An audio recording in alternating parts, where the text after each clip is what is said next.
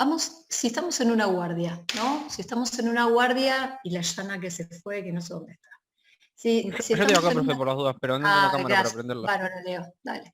Si estamos en una guardia y viene un paciente, que ustedes van a tener muchos estos pacientes con consultas, y de alguna forma dicen, vengo porque me siento mareado, ¿no? Vengo porque me siento mareado.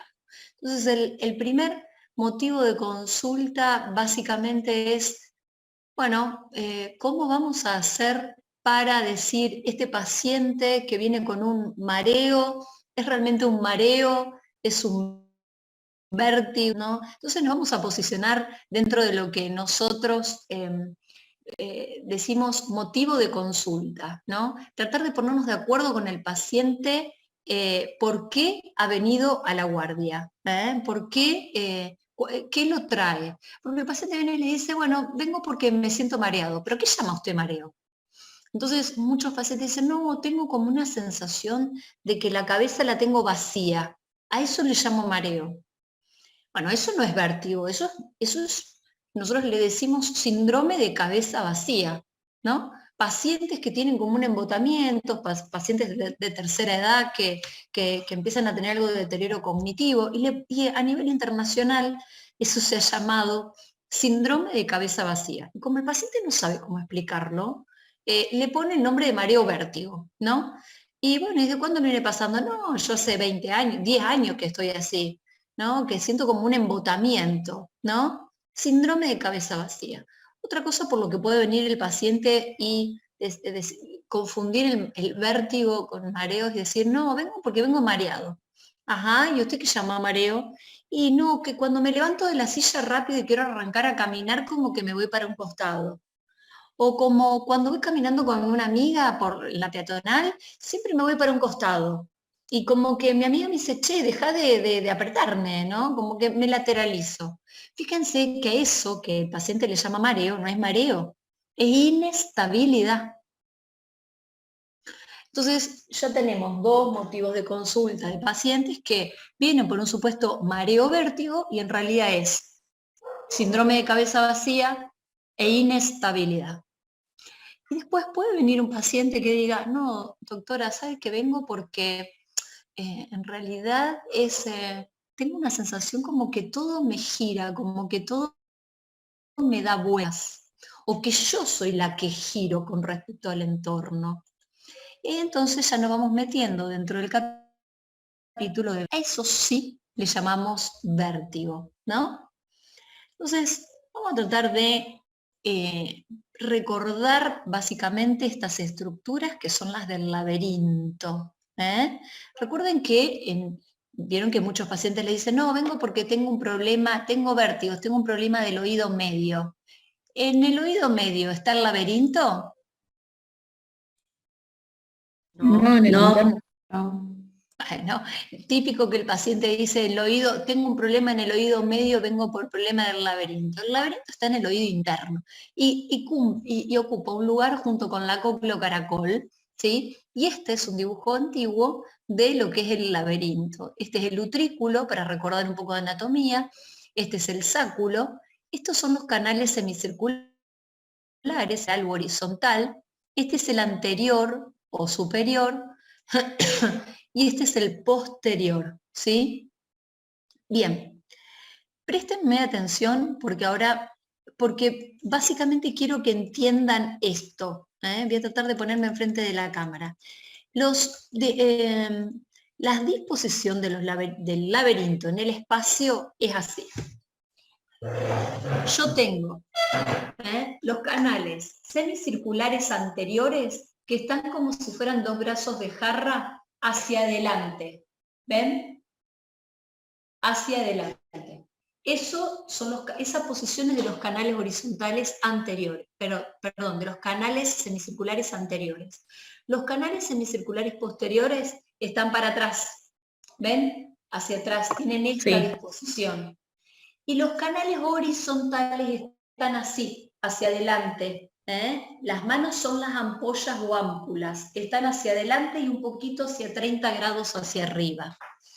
Entonces, fíjense, los canales semicirculares detectan todos los movimientos de cabeza, ¿sí? Rotatorios. Por ejemplo, los horizontales en el canal horizontal, horizontales o laterales, en el giro horizontal. Si muevo la cabeza a la derecha, se me activa el canal horizontal derecho, y si muevo la cabeza a la izquierda, se me activa el canal horizontal izquierdo.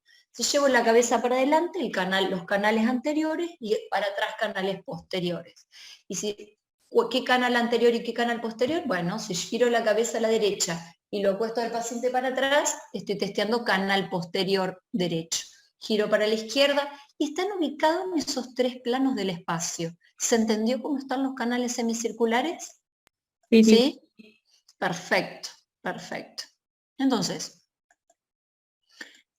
si los canales semicirculares están ubicados y sensan todos esos movimientos anteriores, posteriores y horizontales, ¿quién sabe qué hace el utrículo y el sáculo?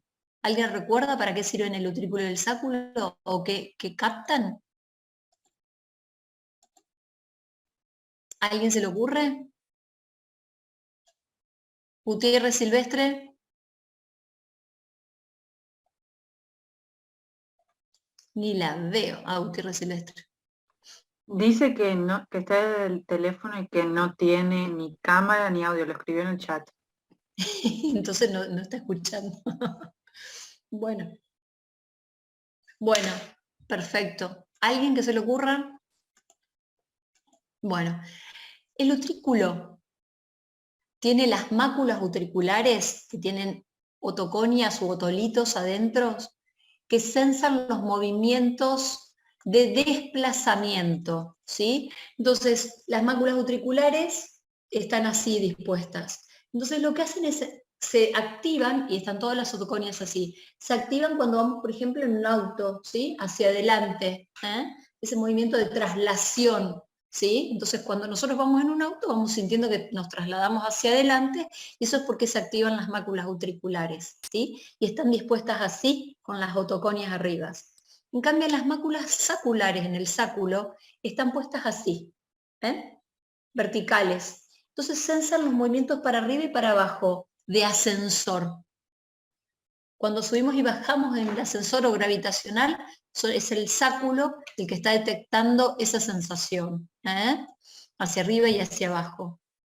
Entonces, los otolitos sensan movimientos de traslación y gravitacionales.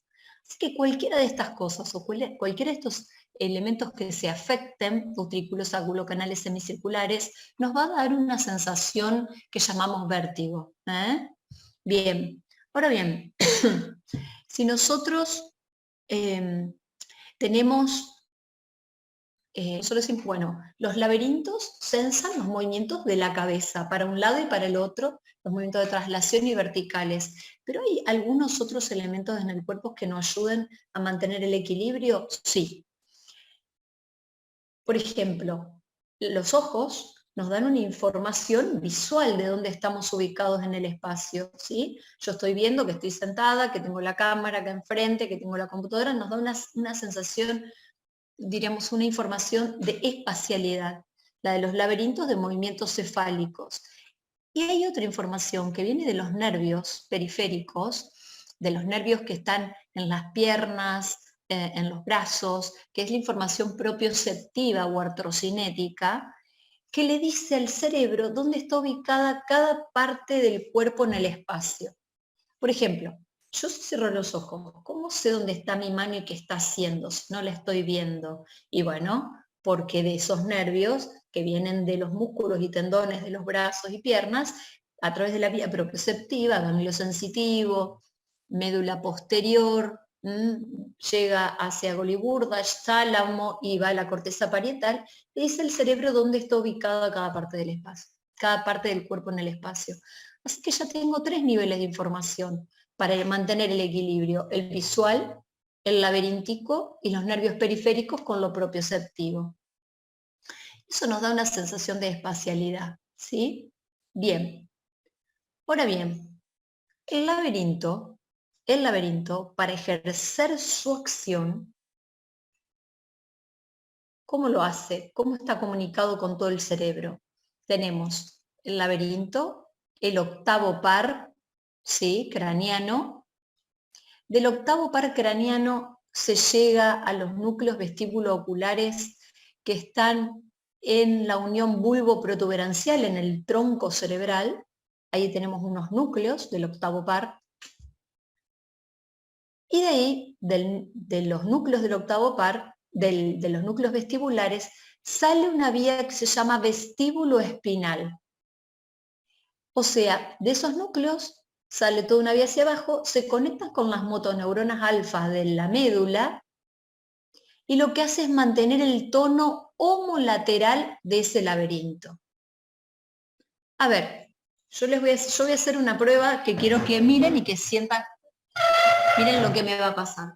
Si yo tengo este laberinto que no funciona y el reflejo vestíbulo espinal lo que hace es mantener el tono de la mitad del cuerpo, lo que sucede es que si yo tengo este laberinto afectado con una hipofunción, esa vía vestíbulo espinal va a estar hipotónica y no voy a mantener el tono de ese lado del cuerpo.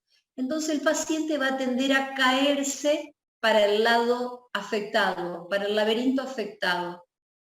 ¿Y cómo evalúo yo esa afectación de ese laberinto y eso que llamo pulsión o caída? Bueno, le digo al paciente, estirame los dedos, poneme los dedos hacia adelante, ¿sí? Signos de la indicación. Yo me pongo adelante y le pongo mis dos dedos adelante. Y si el paciente tiene una hipofunción de este laberinto, le digo, cerrá los ojos, el paciente se va a empezar a ir para el costado y se va a ir para el lado afectado. ¿Se entiende? Si yo le hago hacer otra cosa al paciente, que es mantenerte de pie, con los brazos al costado y cerrar los ojos, el paciente va a tender a irse para ese lado. Si yo le digo, bueno, poneme los brazos arriba y empezá a marchar como un soldado, estoy levantando las rodillas, y cerrar los ojos, el paciente va a empezar a marchar y va a empezar a hacer esto. Se va a ir para el costado hipofuncionante. Y si le hago hacer la estrella de Babinski, el paciente va a empezar a hacer la estrella de Babinski y se va a empezar a ir para el lado hipofuncionante. Eso se llama pulsión, ¿sí? Y es algo que evaluamos por esta conexión que tiene el laberinto con el reflejo vestíbulo ocular. Otra cosa importante, otra conexión importante de los laberintos es que los laberintos están conectados con los ojos. ¿Por qué? Porque una de las funciones importantes que dijimos en laberinto es censar los movimientos de la cabeza, de traslación, de hacer gravitacional, angulares, verticales. Pero otra función importante del laberinto es estabilizar la mirada a movimientos cefálicos. Vamos a tratar de entender esto.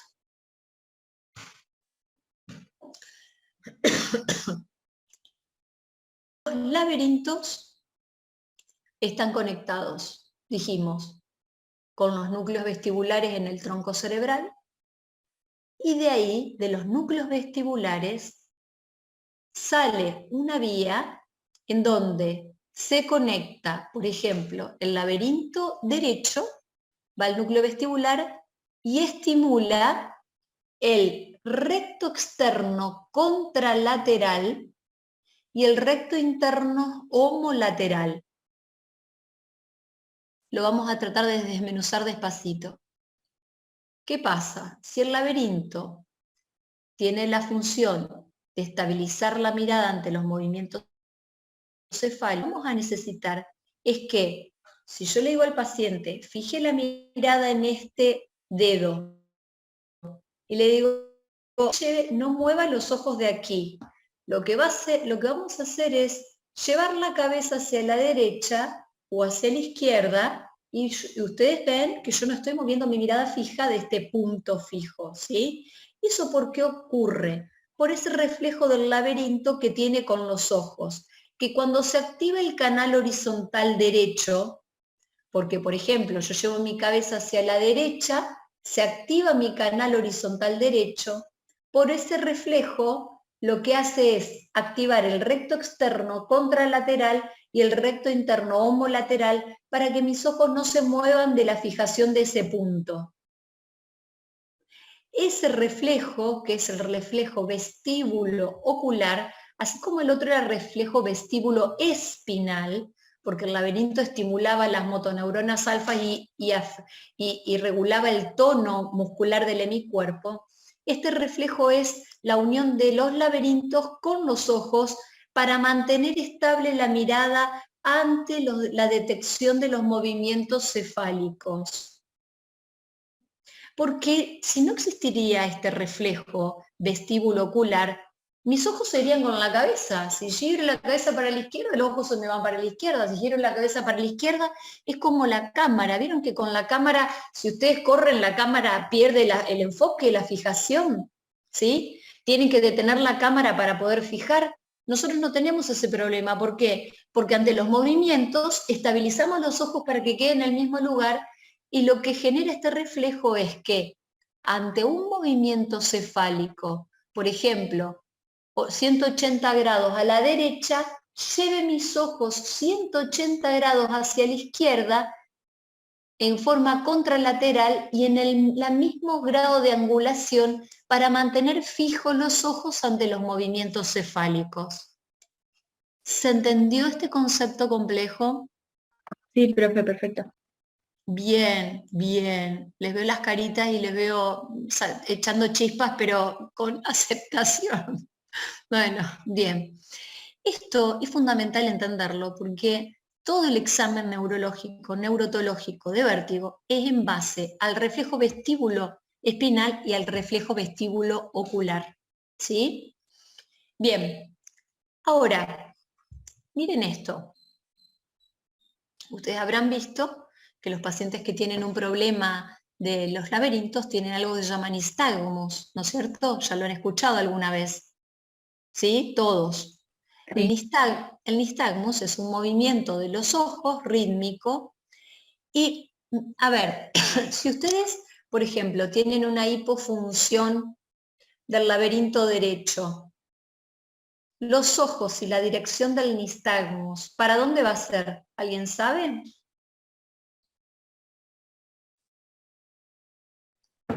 ¿Puede ser para la izquierda? Para el lado izquierdo, bien. Porque ¿qué pasa? ¿Qué es el nistagmus? El nistagmus, y préstenme atención y mírenme un ratito, es esto. Los ojos, si yo este derecho no está funcionando, mis ojitos se empiezan a ir para este lado, se van para el hipofuncionante. Pero el cerebro, como ve que el ojo nota que el ojito se está yendo, se está lateralizando para la derecha, manda algo que nosotros llamamos movimiento sacádico y corrige la visión de los ojos hacia el centro rápido. ¿Ven? Se me caen los ojos para el laberinto hipofuncionante y el cerebro corrige con un sacádico. Bien, ahora yo quiero que ustedes me digan, cuando ustedes ven el nistagmus, ¿sí? Díganme qué parte de estos movimientos con las manos ven. La rápida. La rápida, exacto. ¿Y la rápida para dónde está yendo? Al lado Al opuesto a la contrario. lesión. Para la izquierda, esta es mi derecha. ¿Qué pasa? Nosotros vemos la rápida, pero no vimos la fase lenta que llevó el ojito para acá para que el ojito tuviera que corregirse. ¿Me entienden? Existió primero una caída tónica como la indicación que yo les dije, como la marcha Utenberger, como todo que se iba para el lado, los ojitos también se van para ahí, pero después lo que estamos viendo es el sacádico correctivo y parece que los ojitos no, en vez de estuvieran yendo para la izquierda, y el nistagmus toma el nombre de la fase rápida, ¿está? Y la fase rápida es la fase sacádica correctiva que corrigió una pulsión previa que se iba para el lado hipofuncionante. ¿Se entendió? Por eso, en una hipofunción vestibular, el paciente va a tener una pulsión, ¿no?, para el lado hipofuncionante y un nistagmus que va a escapar del laberinto enfermo. ¿Bien? Perfecto. Bien. Entonces, este reflejo vestíbulo ocular, que vuelvo a repetírselo, se activa mi canal derecho, horizontal derecho porque mi cabeza giró a la derecha. Entonces, este canal derecho que se activó del laberinto, activó mi recto externo contralateral y el recto interno homolateral para que mis ojitos fueran para adentro y se mantuvieran siempre mirando la pantalla. Bien, eso determina el VOR, reflejo vestíbulo ocular VOR. ¿Eh? Bien. Como los núcleos vestibulares que están en el tronco cerebral y están específicamente en la unión bulbo-protuberancial, están muy cerca del centro del vómito, ahí en la parte de bulbo. Cuando se llena de neurotransmisores este centro, afecta mucho el centro del vómito. Por eso un paciente que tiene vértigo tiene vómitos, por una afectación central. No porque le duele la panza ni por nada, sino por una irritación central del centro del vómito.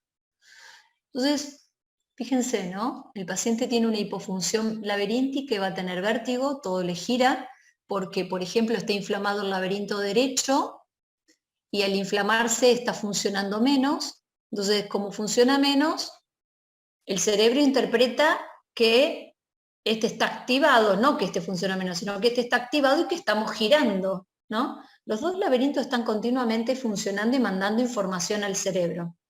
Entonces, cuando giramos para este lado, se activa este y este le dice, mirá, este está yendo para allá. Cuando giramos para allá, se activa este. Y acá, cuando hay una hipofunción, el laberinto está así, dice, este le está diciendo, mirá, estamos girando todo el tiempo para este lado. Eso es lo que está sucediendo cuando hay un vértigo. ¿Eh?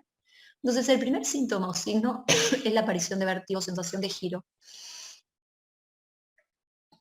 Cuando nosotros vemos entrar al paciente que viene caminando, vamos a analizar 2 o 3 cosas y nos va a hacer un signo bastante importante para diferenciar entre periféricos. Un paciente conmigo puede venir y decir, doctora, vengo porque, no sé, es como que me hubiera tomado toda la botella de whisky, no tomé nada, me gira todo, tengo una borrachera, pero sin haber tomado nada, me da vuelta todo. Y lo traen 1 o 2 familiares porque no se puede mantener en pie. Lo querés dejar solo y se te cae. Eso ya para nosotros, un paciente que entra por la puerta y lo trae un familiar porque no se puede quedar solo de pie, más que una pulsión, es algo que nosotros llamamos ataxia. Ataxia. La ataxia, como ustedes habían visto ya en semiología en tercer año, es las taxias o coordinación de los miembros, es una función del cerebelo, ¿sí? El cerebelo tiene 3 funciones. Uno es el equilibrio, otro es la coordinación y otro es el tono muscular. Cuando tenemos un problema irrigatorio, por ejemplo, en el cerebelo, el paciente típicamente viene como un borracho, viene inestable, viene... Entonces, un paciente que tiene un infarto cerebeloso y lo vemos venir y encima dice, me da vuelta todo, porque el cerebelo también regula los centros del vértigo, viene con vértigo, y ese ya sería un vértigo central, y no se puede mantener de pie, eso es ataxia, eso para nosotros es, anda a hacerle las pruebas de dismetría, para ver coordinación, que era nariz-dedo de un lado, nariz-dedo del otro, y con el pie es talón-rodilla de un lado, talón-rodilla del otro, y después, esos son las ataxias de miembros, y la ataxia de tronco es el romper, el que el paciente se quede parado, y si se cae para un lado, para el otro, para cualquier lado, el paciente que no se puede ni mantener, porque ni puede poner los pies juntitos, ya eso es un romper positivo, ¿no? Un paciente que viene por esa puerta y no puede ni caminar solo, o sea que tiene un súper romper positivo y lo trae otro paciente, para nosotros ya lo miramos y decimos, este no me gusta, este debe venir con una ataxia. En cambio, paciente con vértigo por olímpica, viene medio inseguro, pero viene por sus propios medios. O viene agarrándose del hombrito del delante, un poco como para sentirse más seguro, pero camina solo. Entonces, un diagnóstico diferencial fundamental viene y dice, doctora, vengo porque me da vuelta todo. Y es cómo entró a su consultorio o a la guardia. ¿Solo o lo trajeron? Porque ya tienen una pista. Segunda cuestión que van a evaluar.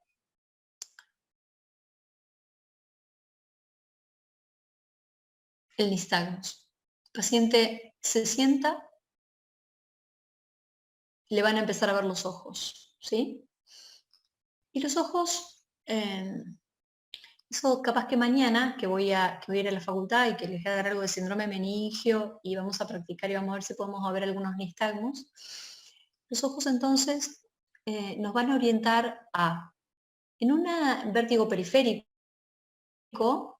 vamos a tener un nistagmus, ¿sí? Horizonto rotatorio, fijo, de dirección fija. Horizonto rotatorio de dirección fija. O sea, yo le miro los ojitos al paciente, le digo, mire para acá adelante, mire mi dedo. Y los ojitos se le van a ir, por ejemplo, para la derecha, en fase rápida para la derecha. Le digo después, bueno, mire hacia la izquierda. Y veo que ese nistagmus se atenúa un poquito, es menos intenso. Está, pero es menos intenso. Y luego mirar hacia la derecha, que es para donde batía el nistagmus, y el nistagmus se acrecienta muchísimo. Eso es porque el nistagmus cumple esa ley que se llama ley de Alexander. Un nistagmus periférico, cuando el problema es una hipofunción periférica, aumenta cuando lo facilito pidiéndole al paciente que mire hacia la dirección del nistagmus. O sea, que si yo lo pongo en mirada primaria y los ojitos van hacia la derecha,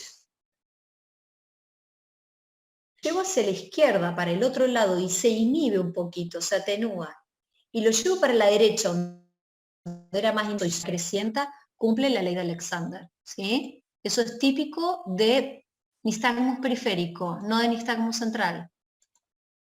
¿Sí? Bien, primero la dirección horizonte rotatorio fija y después que cumple la ley de Alexander. En cambio, si yo veo un nistagmus de origen central, ¿alguien sabe, se le ocurre cómo podría ser un nistagmus central? Puede ser vertical también y en cualquier dirección.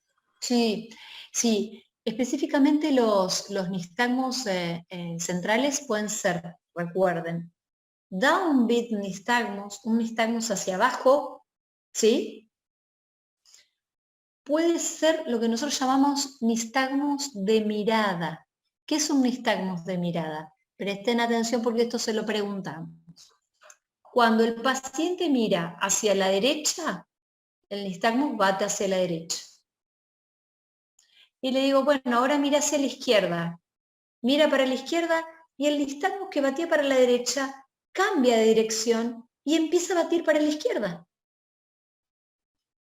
Y le digo, bueno, no, ahora mira a la derecha de nuevo. Y cuando mira para la derecha, el nistagmus cambia de dirección y vuelve a batir para la derecha. Eso es de mirada. Que bate para donde el paciente mire. Cambia de dirección y la dirección es para donde el paciente mire. ¿Se entendió? ¿O lo vuelvo a repetir? Sí, sí. Perfecto. Eso nistagmus de mirada es central. Downbeat, upbeat. Nistagmus para arriba. Nistagmus de mirada. Nistagmus torsional puro, sin elemento horizontal. Todo central. Entonces fíjense que el paciente ya tiene, se los voy a repetir hasta que se los aprieta. Viene el paciente caminando sus propios medios y lo sientan. Dice, vengo que me gira todo, listo, vértigo, viene por sus propios medios. Y hago así, le miro los ojitos, le digo, mira para acá, y veo que es de una sola dirección, esto está pintando para periférico.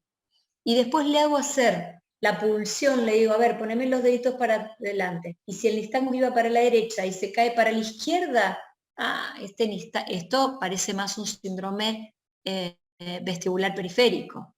A eso le llamamos síndromes armónicos. ¿Por qué armónicos? Porque la pulsión es para un lado, el nistagmus es para el otro y tiene náuseas y vómitos característicos de algo periférico.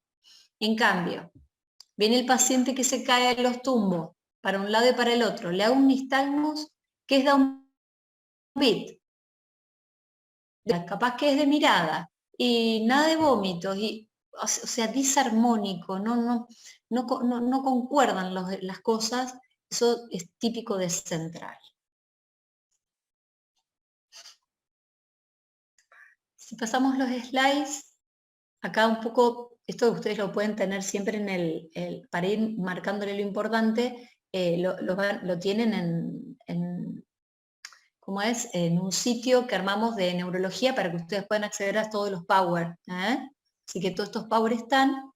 Fíjense que este dibujito es lo que yo les dije específicamente del funcionamiento de los canales semicirculares, anterior y posterior, horizontales, deflectivo y gravitacional. El reflejo vestibulocular sirve para estabilizar la mirada frente a los distintos movimientos cefálicos, asegurando la mejor visión. ¿Sí? Esto entonces es un poco gráficamente lo que yo les decía de lo que es el reflejo vestibulocular. Se estimula el canal semicircular horizontal. La información llega a los núcleos vestibulares en el tronco y de los núcleos vestibulares un estímulo hacia el tercer par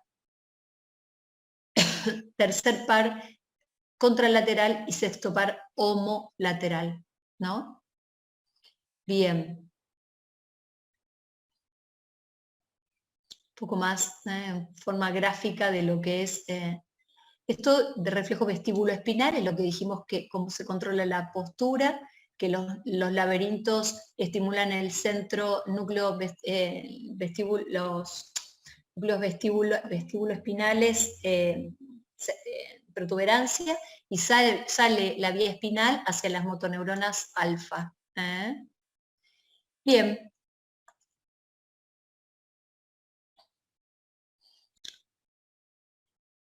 Vamos a este punto importante.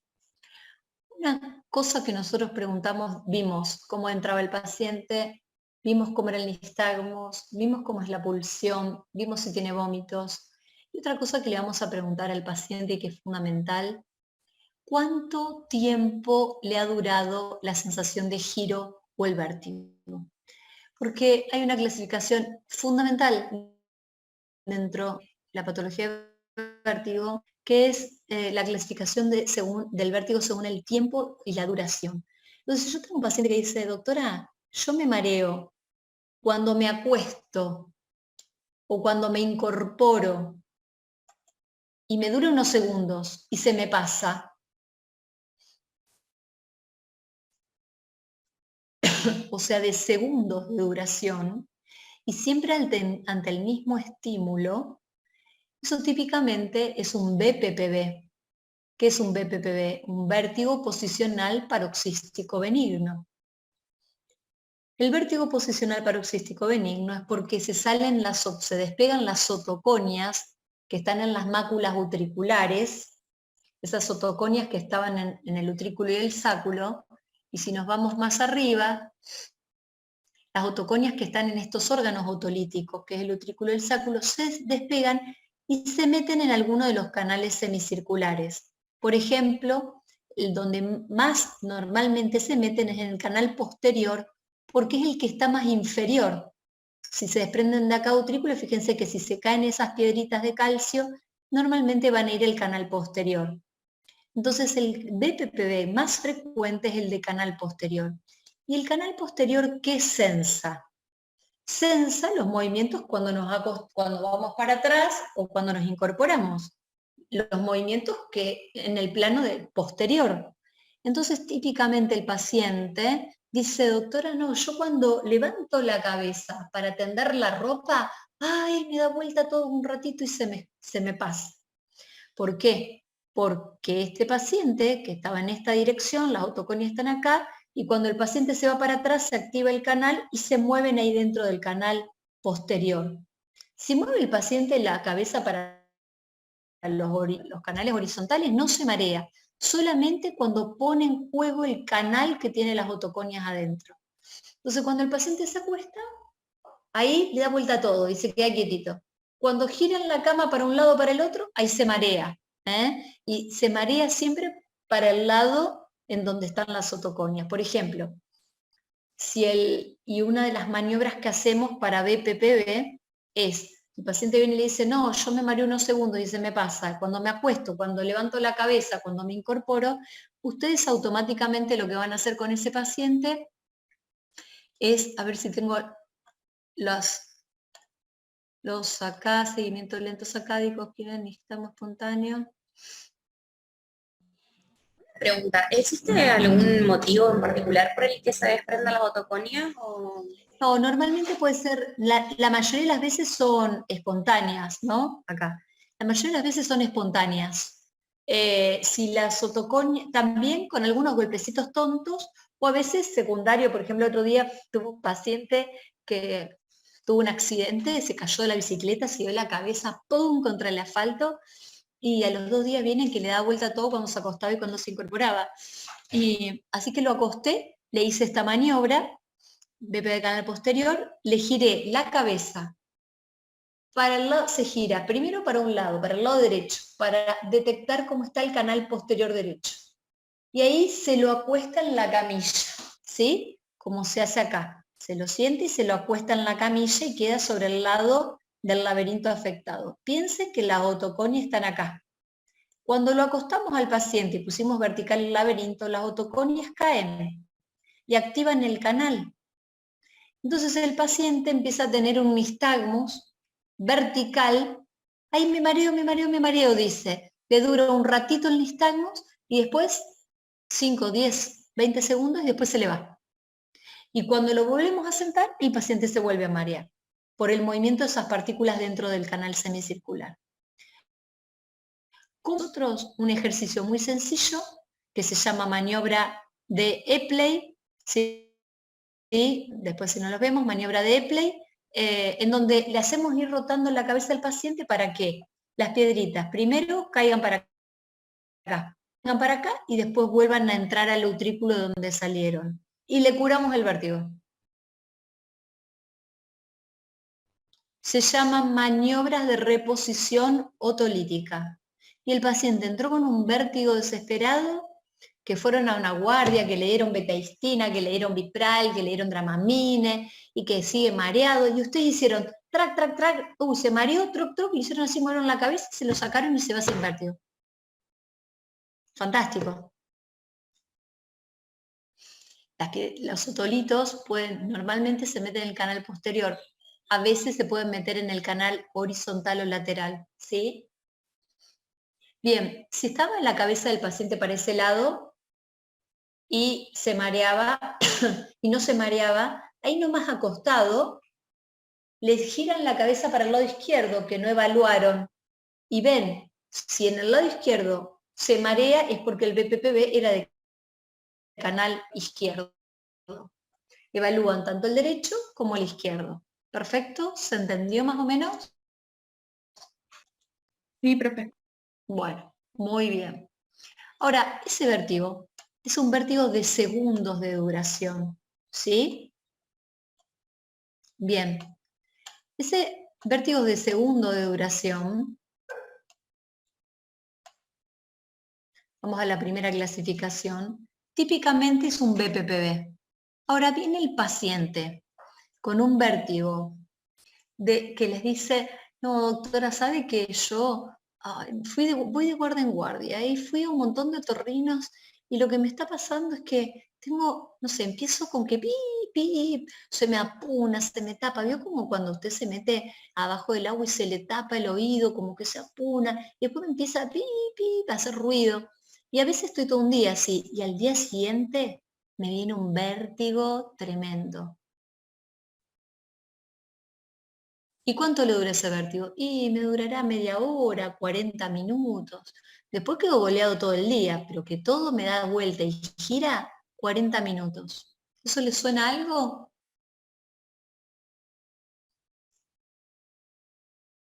Eso para nosotros es típico de una crisis de Meniere.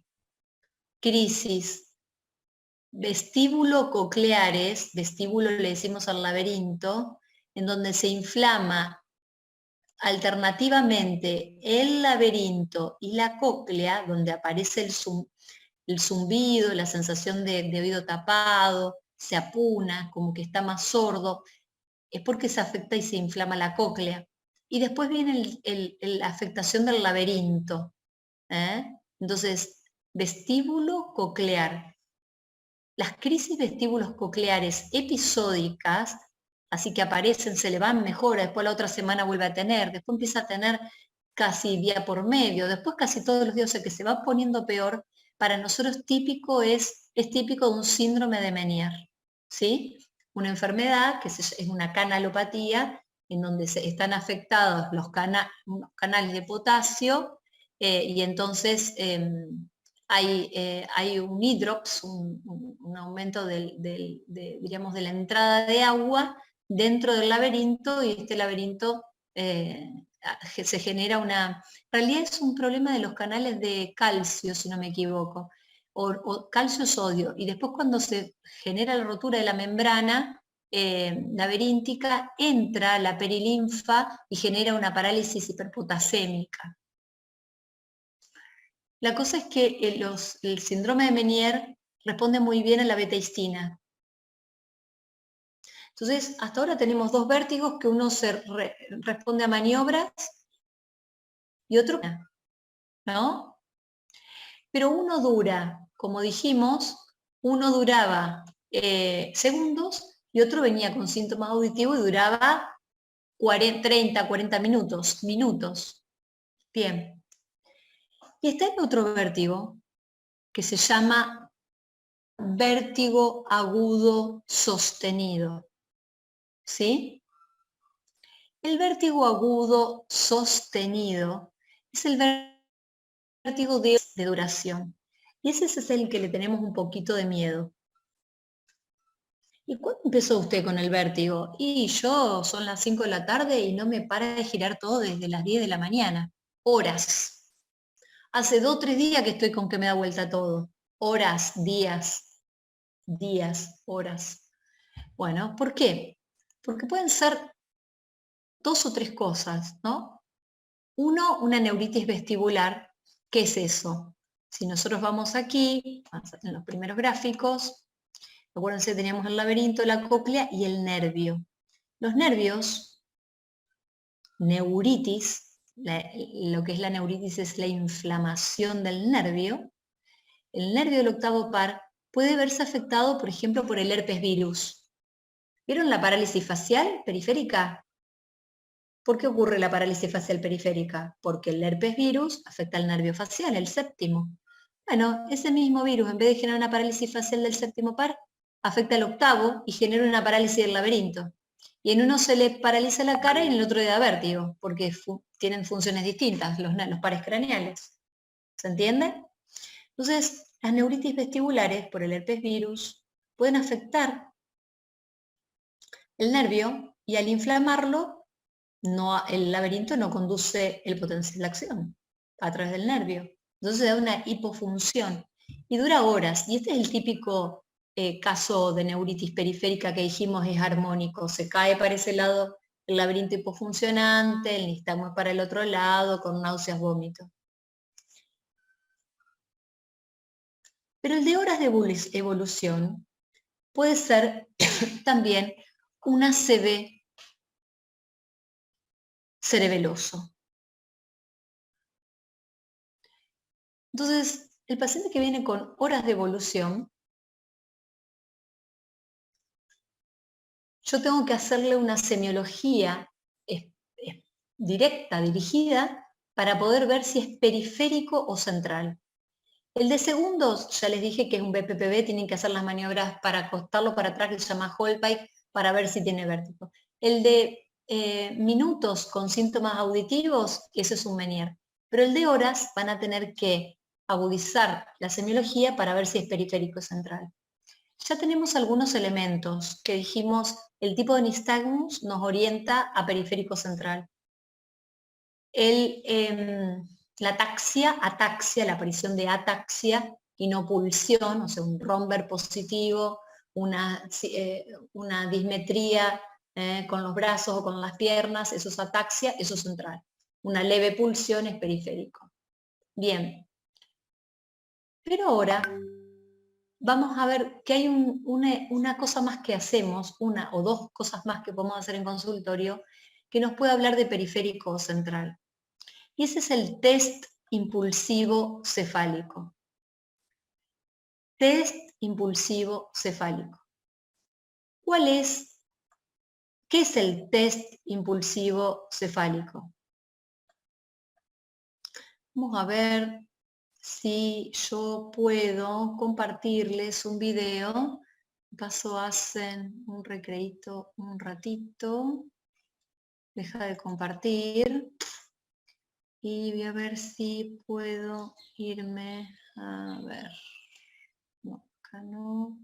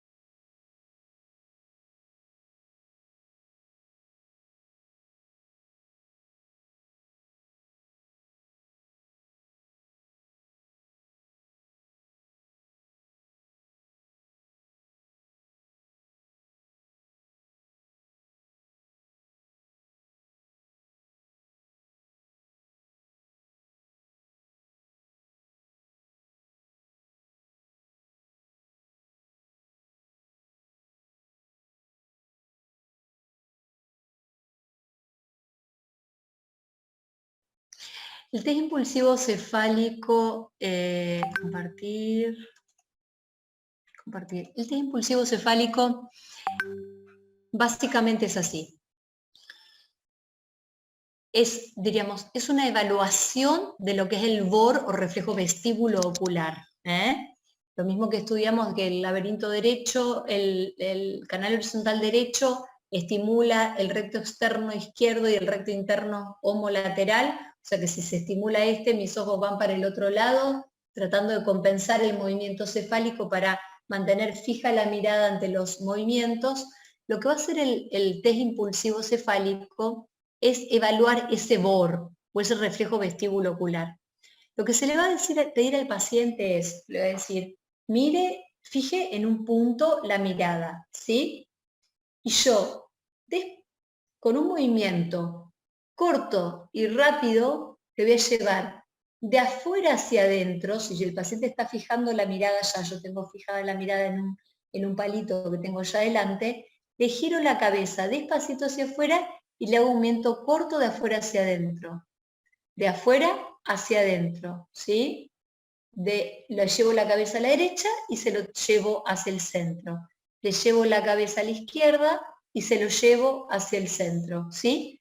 Esto es el test impulsivo cefálico. Esa es una forma.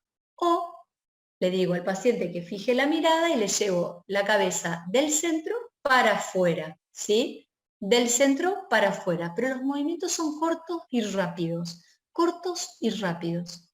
Lo que va a ocurrir en el paciente que tenga una hipofunción periférica laberíntica, por ejemplo, está hipofuncionando derecho, cuando yo le hago esto, le llevo la cabeza para acá, los ojos, como están, el reflejo vestíbulo ocular está afectado porque está el laberinto afectado, el movimiento de los ojos es más lento. Entonces, cuando le llevo la cabeza hacia este lado, los ojos se van a ir con la cabeza porque no pueden mantener fija la mirada ahí, se van a ir con la cabeza como hacia donde está el laberinto hipofuncionante. Y el cerebro que dice, no, esto no está bien, manda un sacádico correctivo y refija la vista hacia la parte central. Entonces, cuando yo le hago girar la cabeza a un paciente que tiene una hipofunción vestibular derecha, el paciente se va con los ojos con la cabeza y después refija con los ojos a la parte central.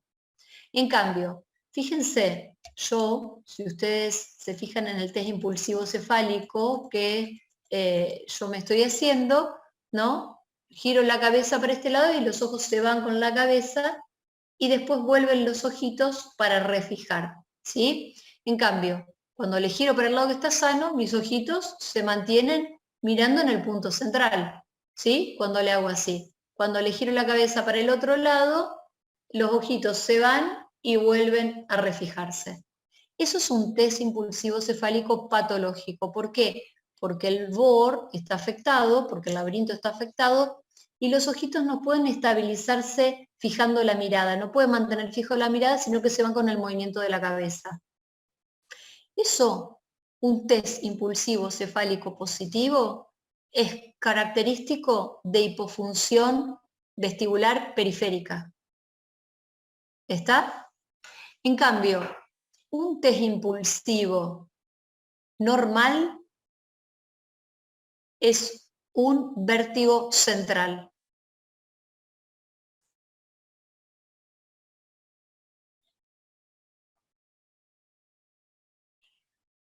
Bien.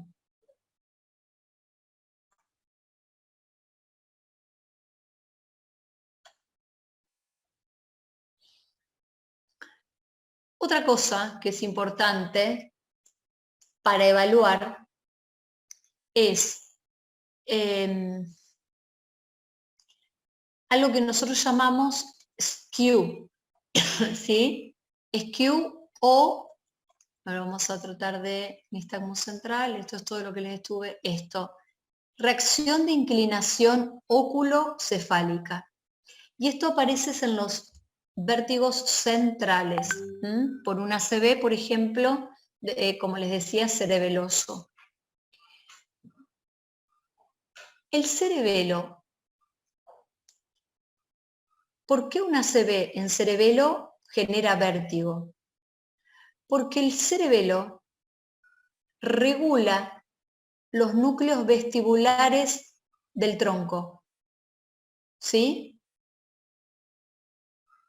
O sea, como los laberintos se comunican con los núcleos vestibulares y de ahí sale una vía vestíbulo-espinal y una vía vestíbulo-ocular hacia los pares craneales oculomotores, eso es una vía, el cerebelo de este otro lado regula ese núcleo vestibular. ¿Cómo regula ese núcleo vestibular? Lo está inhibiendo el cerebelo todo el tiempo, los está inhibiendo a los núcleos vestibulares. Los está regulando, les está bajando un poquito todo el estímulo que tiene con todo el tiempo. Está para regular, y por eso cuando ustedes estudian cerebelo, sirve para tres cosas. Uno para el tono postural, otro para la coordinación, que es lo que vimos recién en las ataxias, y otro era el equilibrio. ¿Qué tiene que ver el equilibrio si son los laberintos los que nos equilibran? Porque el cerebelo regula el núcleo es donde llega la información de los laberintos, es el gran regulador. Cuando tenemos una ACV en cerebelo, se pierde esa regulación. Entonces, si nosotros tenemos, piensen este hemisferio cerebeloso, el derecho, y el hemisferio cerebeloso izquierdo. El derecho regula el núcleo vestibular derecho, el izquierdo regula el núcleo vestibular izquierdo. Si se infarta este cerebelo, se pierde la inhibición de este núcleo vestibular. Entonces lo que ocurre es que si estos son mis núcleos vestibulares, que pierde la inhibición se excita, aumenta la función. ¿Por qué? Porque pierde su regulación inhibitoria. Entonces se genera un desbalance. Entonces el cerebro está entendiendo que estamos girando. Pero no porque esté estimulado el laberinto, ni el núcleo, el octavo par, ni nada, sino porque se perdió la regulación del núcleo en la unión bulboprotuberancial. ¿Se entiende? Sí, sí. Perfecto, vamos bien.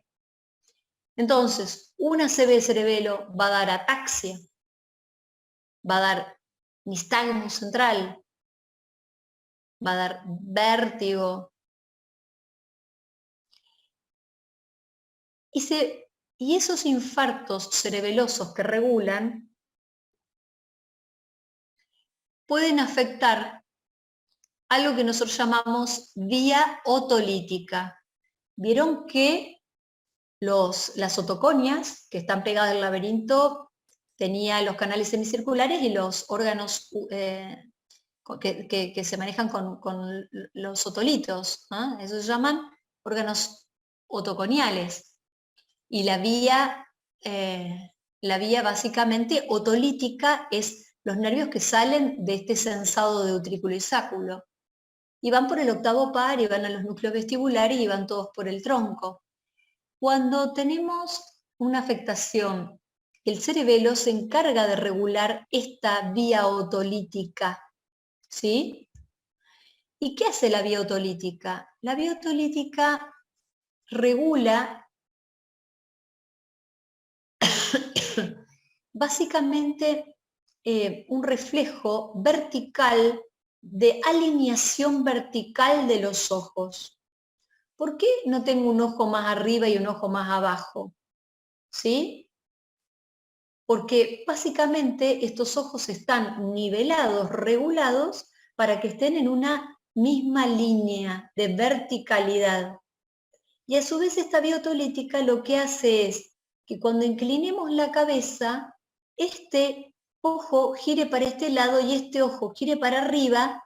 ¿Para qué? Para que los dos ojitos se sigan manteniendo alineados en el eje vertical, a pesar de que giremos la cabeza en el plano vertical. Si yo giro la cabeza para acá y no tendría la vía otolítica, este ojo se me quedaría para abajo y este otro ojo para arriba. Las cosas chanfleadas, esto pata para arriba y esto pata para abajo.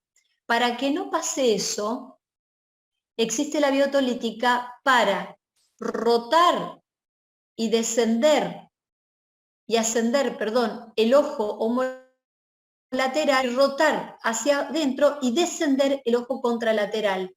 Entonces los ojos se me alinean en el eje vertical, ¿sí? Para eso sirve la vía otolítica, para alinear en el eje vertical. Cuando yo tengo una ACV, cerebeloso, la gente puede perder la alineación de los ojos en el plano vertical. Entonces, ¿cómo viene el paciente? ¿Cómo llega a la guardia? ¿Cómo lo ven sentado ustedes en la camilla? Así. ¿Cómo le va, doctora? Bien. Bien. ¿Y por qué tiene la cabeza inclinada? Y no, porque si yo pongo la cabeza así, veo doble. ¿Ves doble? Sí, una imagen arriba de la otra. Entonces así, si estoy con la inclinación, corrijo esa pérdida de la verticalidad. ¿Se entiende? ¿Por qué? Porque no le anda la vía otolítica que le regula la verticalidad de los ojos. Entonces el paciente está así, con lo que llamamos inclinación cefálica. Y a veces no es muy evidente la inclinación cefálica, o a veces es mínima, pero hay una prueba que hacemos para ver la desalineación vertical de los ojos. Y eso se llama cover test. Y ahí estamos, el otro punto importante del examen físico de un cuadro vertiginoso. ¿Qué es el cover test? El cover test es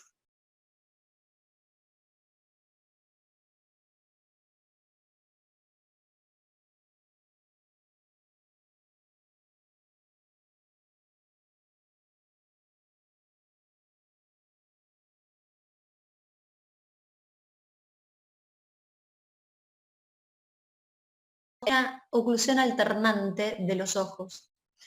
El que tiene cover test positivo porque tiene desalineado el eje vertical en un ACV cerebeloso, cuando yo le hago el ojito, se le va a ir para arriba. Cuando le hago con este ojo, el ojito se le va a ir para abajo, va a refijar. Cuando le tapo este ojito que estaba inferior, se le va a ir para arriba. Y así van a refijar los ojos en el plano vertical porque tienen una desalineación alternante. ¿Bien? Sí, Entonces, bien, fíjense en el examen neurológico todas las cosas importantes que hemos hecho. Vimos cómo entraba el paciente caminando, vimos si tenía pulsión para algún lado, o si era ataxia y lo traían. Vimos el nistagmus, qué tipo de nistagmus tiene, si es periférico central. Vimos el test impulsivo cefálico, si es patológico, es periférico, y si es normal, es central. Y vimos el cover test, que es típico de central. Con todos estos elementos, ¿están en condiciones, si lo saben leer y hacer, de decir esto es periférico o esto es central?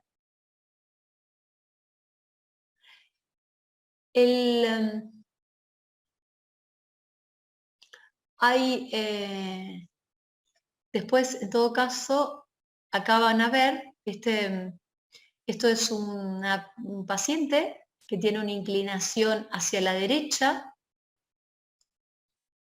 El ojito derecho parecería más hacia arriba, el ojito izquierdo está como hipotrópico y el ojito derecho está hipertrópico, así le decimos en el plano vertical, ¿no? Y el paciente, para corregir ese problema, fíjense dónde están, esto es un fondo de ojo, estos son los nervios ópticos, cómo están desalineados en el eje vertical, tendrían que estar los dos a la misma altura.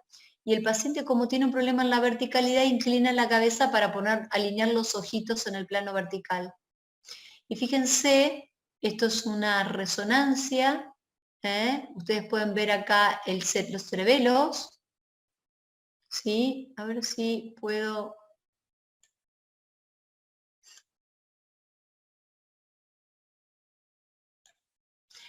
Esto es la resonancia, se ve hermosa esta resonancia. Fíjense los cerebelos, estos son los pedúnculos cerebelosos que unen el cerebelo con el tronco, esto es protuberancia. Fíjense que acá hay como algo blanco algodonoso, eso es un infarto de los pedúnculos cerebelosos. En vez de estar en el cerebelo, están en el pedúnculo. O sea, la conexión que tiene el cerebelo para inhibir a los núcleos vestibulares lo hace a través de los pedúnculos cerebelosos. Están infartados los pedúnculos cerebelosos. Por eso el paciente tiene un vértigo central. Fíjense que se ve muy lindo acá. ¿Ven esos dos hilitos? Esos dos hilitos negros que se ven ahí, ¿los logran ver? Esos son el octavo y el séptimo par. ¿Que entran a dónde? Al CAI, al conducto auditivo interno, en el peñasco. Fíjense eso chiquitito ahí arriba, eso es la cóclea. Esa espiral ahí es la cóclea. Y este es el laberinto. Fíjense, está el canal semicircular, el otro canal semicircular y el utrículo. Se ven hermosos.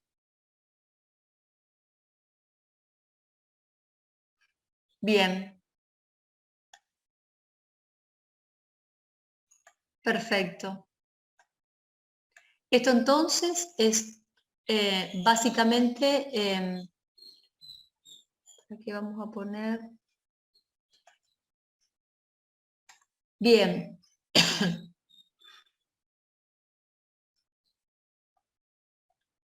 ocular tilt reaction. El ocular tilt reaction, que es lo que yo les dije recién, es lo mismo que la reacción de inclinación cefálica, ¿no? Esto es una paciente de 36 años con antecedentes de una hemorragia subaracnoidea hace 4 años y que ingresa por presentar en forma súbita inestabilidad, vértigo y diplopía vertical, acompañándose de dolor intenso en la región posterior del cuello. Fíjense la cabecita como está con una inclinación hacia la izquierda. Básicamente este ojito impresiona estar un poquito más bajo y este más alto. Y acá en la parte posterior se ve un infarto, esto que se ve en la TAC hipodenso, es un infarto cerebeloso izquierdo en TAC, ¿no? una paciente que ingresa por un síndrome vertiginoso central. ¿Qué tiene? La inclinación cefálica, el skew, tenía un nistagmus de mirada, un seguimiento lento alternado, bueno, y una hemiataxia izquierda, un índice nariz alterado en el lado izquierdo. Esto es central. ¿Perfecto? Esto es un poco para ver la parte gráfica del test impulsivo cefálico, en donde le hacemos al paciente fijar la mirada en un punto, el paciente gira la cabeza hacia la izquierda, estimula el canal horizontal, se activa el canal horizontal izquierdo, y los ojitos se mueven en forma contralateral al movimiento cefálico, ¿sí? Ahora, en un paciente que tiene una disfunción del laberinto izquierdo, los ojos, cuando le giramos, están mirando hacia el medio, le giramos la cabeza hacia la izquierda, se van con el movimiento de la cabeza y después hay un catch-up, una sacada correctiva para el lado central, y eso es típico del test impulsivo cefálico patológico. Es como tratar de hacer mañana. A ver, el BPPB se cura con reposición otolítica. El Menier se trata con beteistina en dosis alta. Un ACV cerebeloso, obviamente hay que tratar las causas de ACV y se va a ir recuperando de su vértigo. Una neuritis vestibular, hay que darle corticoides antivertiginosos y antieméticos como tratamientos. Depende la causa del vértigo, vos vas a hacer un tratamiento u otro.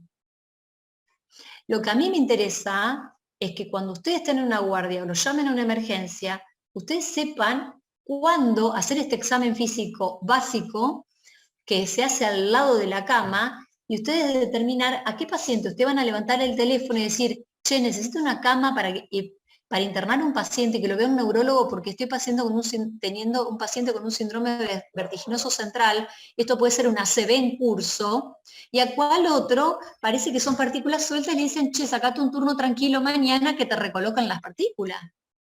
Pero los dos les consulta a ustedes por vértigo, ¿me entienden?